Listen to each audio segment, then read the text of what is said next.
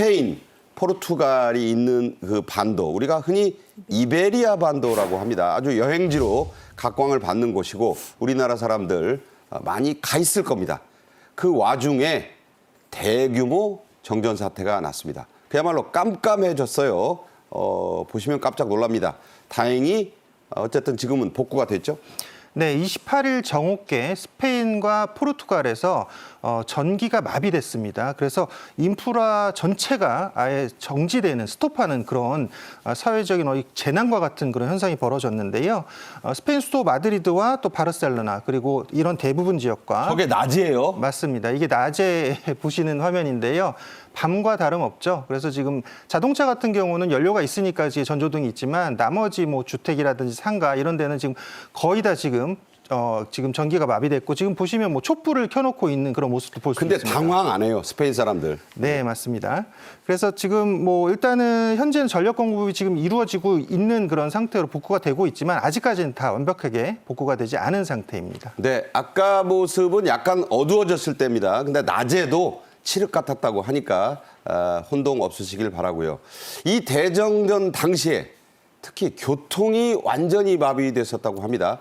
생각해 보시면 전철, 지하철 다 멈춘 거예요. 영상 보겠습니다. Back in Spain, locals helped stranded passengers as trains literally stopped in their tracks. The entire rail network ground to a halt. This one midway between Seville and Madrid. Everyone's sort of been so nice and like anytime anyone's got any food or water, they share it around everyone. So that's been really nice, just kind of that kind of community feeling. For those who chose to drive, more misery. This is what happened as soon as the traffic lights stopped working. The centre of Madrid quickly grinding to a standstill. 자, 저런 사태가 만약에 미국 뉴욕 같은 데서 나잖아요. 정말 난리가 났어요. 옛날에 그런 적이 또 있었습니다. 그런데 스페인 사람들 큰 인명피해나 약탈 얘기는 아직 없습니다. 하지만 그야말로 대혼란이 벌어진 거죠. 맞습니다. 이번 정전 사태로 인해서 뭐 교통, 또 금융, 통신 모든 인프라가 마비된 상태다라고 보시면 될 것 같습니다. 그래서 지금 뭐 촛불에 의지하는 아까 그 모습도 봤지만요, 19세기로 돌아간 듯한 그런 대혼란을 볼 수가 있었고요. 네. 지하철도 마비가 됐습니다. 저게 지하철 에스컬레이터예요. 맞습니다. 그래서 약 3만 5천 명의 시민들이 구조가 됐습니다. 그리고 지상에서도 마찬가지로 교통 지금 조작기 신호 시스템이 정지된 상태였기 때문에 경찰들이 실제로 그냥 도로에 나가서 수신호로 지금 차량을 유도하는, 통제하는 그런 현상도 발생했고요. 그다음에 이 수시로 차량들이 그렇게 되니까 정차를 하다 보니까 교통 혼잡도 극심했었다라고 알려져 있습니다. 특히나 이제 회사 같은 경우는 컴퓨터가 안 되면 사실 모든 업무가 마비되잖아요. 안 되죠. 아예 그냥 업무를 할 수 없다고 보시면 되거든요. 그러니까 지금 그 직장에 나갔던 직장인들도 그냥 다 퇴근을 했고 학교 같은 경우도 이제 불이 안 켜지면 사실 수업하기가 어렵잖아요. 그렇죠. 그래서 학부모들도 아이들을 그냥 집으로 데려오는 그런 모습들도 볼 수 있었고요. 또 여기 지금 상점 같은 경우 우리도 그때 과거에 KT통신 그때 마비됐었을 때랑 그랬죠. 비슷한데 전기가 공급되지 않다 보니까 카드 포스기가 작동을 안 하는 거죠. 그러다 스마트폰 보니까 결제 일절 안 되는 거예요. 상점도 모두 다 문을 닫는 그런 현상도 이어졌습니다. 자, 이런 일이 우리나라에서 벌어진다면 어떤 일이 나겠습니까? 이른바 블랙아웃인데 전국적인 이웃 나라까지 하나의 반도가 저렇게 다 마비된 것은 초유의 일입니다. 아까 말씀드렸죠. 세비야, 마드리드, 바르셀로나 얼마나 이름만 들어도 흐뭇한 관광지들입니까? 거기 놀러 간 사람들 참 많을 거예요. 봉변을 당했죠. 관광객들이 또 유난히 많은 나라인데다가 이런 상황이 오면 현지인들도 패닉 상태에 빠질 텐데 관광객들이야 더 이제 봉변이시죠. 그래서 기차 안에 있던 사람들은 완전히 3시간에 갇혀가지고 3시간 동안 화장실도 못 가는가 하면은 일단 그 휴대전화라든지 또는 그 인터넷 같은 것이 다 목통이 되는 것 아니겠습니까? 그렇죠. 그러다 보니까는 굉장히 이제 당황스러웠을 것 같습니다. 그런데다가 길을 찾기 위한 그 애플리케이션 지도 이런 것들도 이제 작동이 안 되고 내비 안 되는 또 거예요. 당장 돈을 찾으려면 ATM 그 기계를 그것도 이용해야 안 하는데 됐을 그것도 거고. 안 돼가지고 굉장히 그 놀랬다라는 그 보도가 속속 들어오고 있습니다. 그러니까 오직 현금으로만 하니까 그렇습니다. 현금 주고 빵이나 우유, 물부터 사재기를 했다. 네. 자, 우리도 저럴 수 있습니다. 그런데 중요한 것, 아직 명확하게 이게 원인이다는 것은 밝혀지지 않았어요. 여러 가설들이 나오고 있습니다. 자, 어떤 가설들인가요? 일단 페드로 산체스 스페인 총리 같은 경우도 지금 뭐 15기가와트의 전력이 막 5초 만에 지금 공급이 되지 않았다라는 얘기를 했습니다. 그래서 여기에 따라서 뭐 세 가지 가설이 크게 나오고 있는데요. 첫 번째로는 신재생 에너지의 시스템적인 문제가 있었다. 그리고 이상 기후로 인한 기온 변화가 영향을 미쳤을 것이다. 또 세 번째로는 이것도 충분한 가능성이 있는데요. 사이버 테러의 가능성도 있다라는 것이고요. 저 세 번째는 정말 끔찍하네요. 맞습니다. 하나만 더 말씀드리면 여기에 이제 유도 대기 진동이라는 것이 발생했을 것이다라는 지금 가설도 있거든요. 그러니까 무슨 얘기냐면 대기 온도 상승으로 인해서 그러니까 이상한 진동이 발생했고 이것이 송전선에 영향을 미치다 보니까 결국은 전압이나 주파수가 불안정해서 결국은 전력이 차단됐을 것이다. 이런 가설까지도 지금 존재합니다. 이 모든 것들을 스페인 당국에서 이제 조사해보겠다라고 얘기를 하고 있습니다. 원인이 안 닿은 게 더 두렵습니다. 왜 그러냐면 또 일어날 수 있거든요. 정확한 원인을 지금 모르고 있습니다.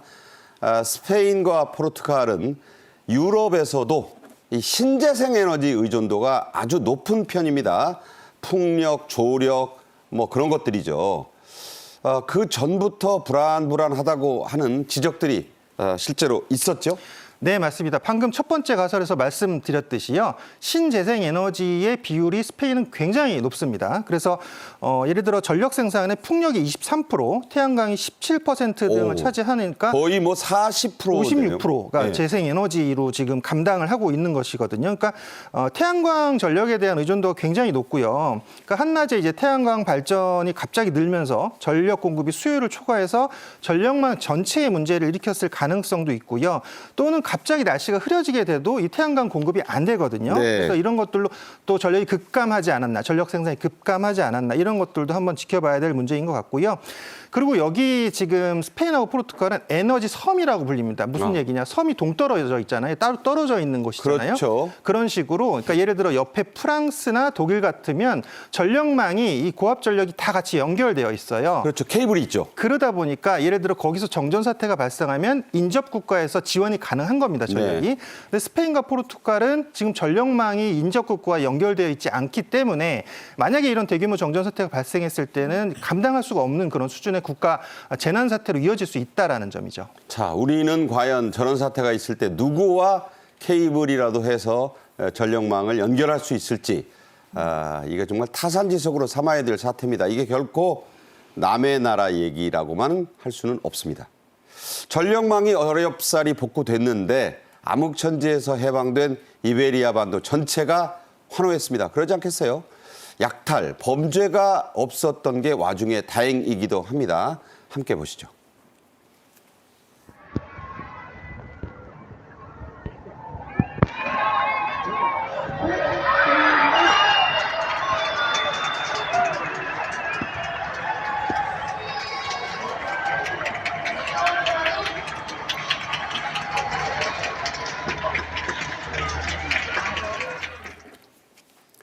어떤 외신을 보니까 스페인이 월드컵에서 우승했을 때만큼 환호가 나오더라.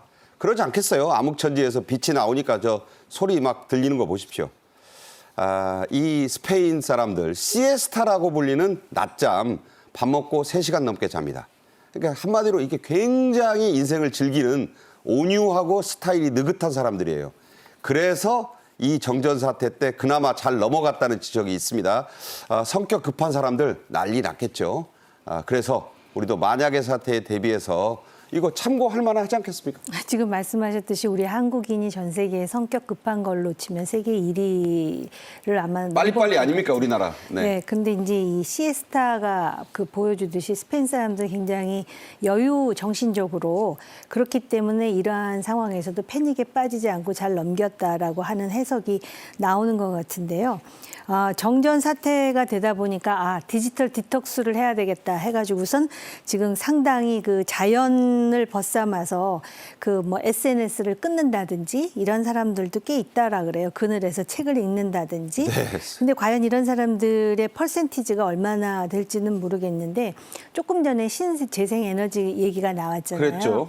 근데 원래 신재생 에너지의 비율이 높다 하더라도 이런 사태에 대비해서 항상 컨벤셔널 그 발전소를 그 유지하고 있거든요. 그래서 신재생 에너지가 비용이 많이 든다라고 하는 것이고, 우리나라 얘기를 좀 하자면은 이 원자력과 관련해 가지고 그 가치에 대해서 일방적으로 폄훼할 일이 아니라는 게 네. 이런 사건에서 다시 한번 교훈을 얻을 수 있는 것이죠. 네, 그렇군요. 자, 우리 전력망 과연 안전하냐, 괜찮은 것이냐는 의문이 고개를 들 수밖에 없습니다.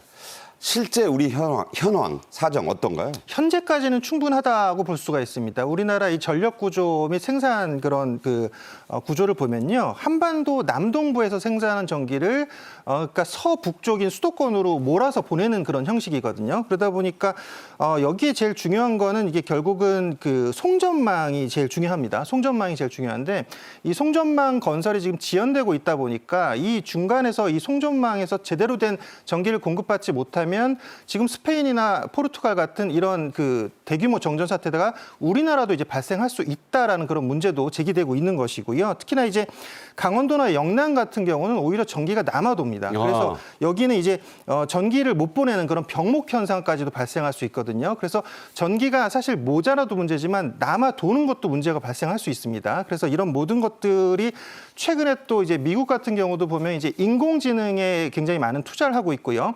우리나라도 인공지능 센터들을 계속 건립을 하고 있는데 여기가 사실 전기 먹는 하마라고 불리고 있어요. 그러다 보니까 우리가 이제 효율적인 전기 생산과 공급이 필요하다라고 볼 수가 있습니다.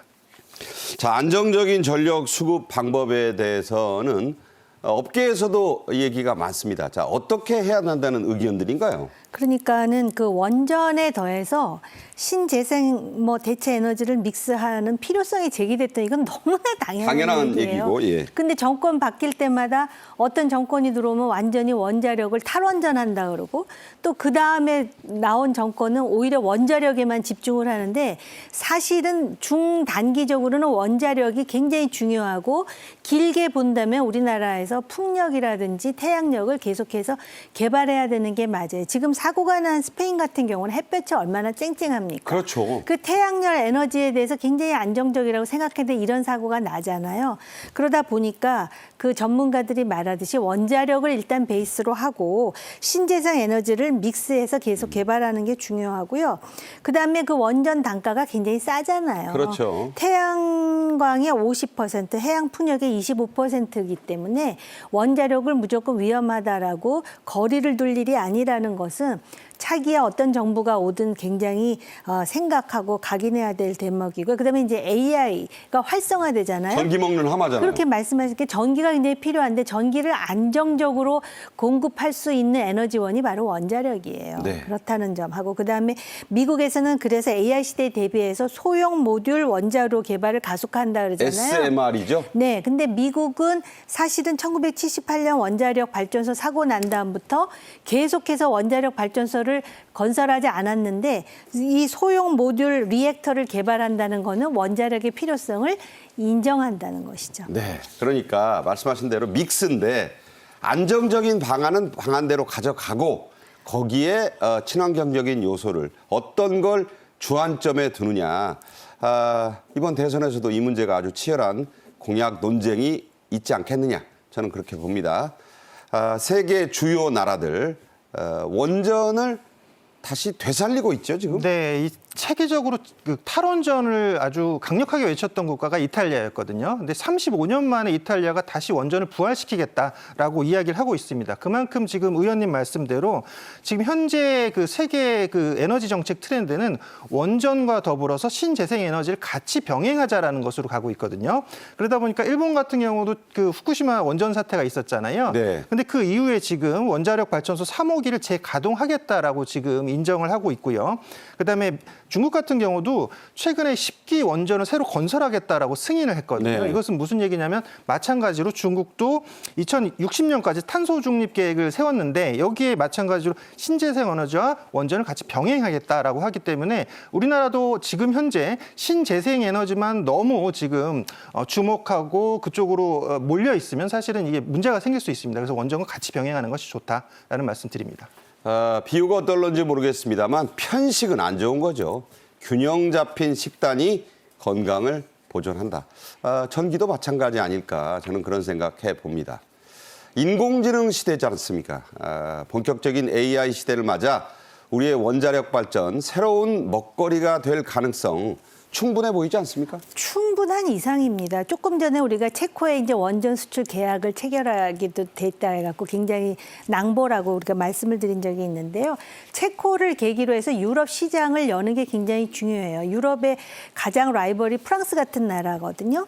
그런데 우리의 원전은 굉장히 비용 효과적이면서 안전한 곳으로 정평이 나 있습니다. 그리고 원전 강국이잖아요. 그러니까 유럽이라든지 또는 중동이라든지 심지어는 미국이 우리에게 원전의 원천 기술을 가르쳐줬지만 웨스팅하우스. 미국의 기술자와 과학자가 부족해요. 이런 거를 잘 활용해야 되고 세계 원자력협회 사무총장도 한국의 원전 운영을 본받아야 된다.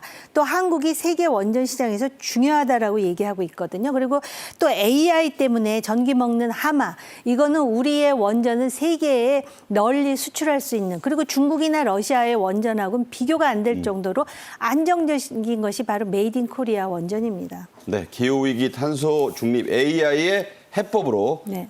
충분히 국가 프로젝트로 개발해야 된다는 말씀으로 이해했습니다. 정우김 전 의원과는 여기서 인사드리겠습니다. 고맙습니다.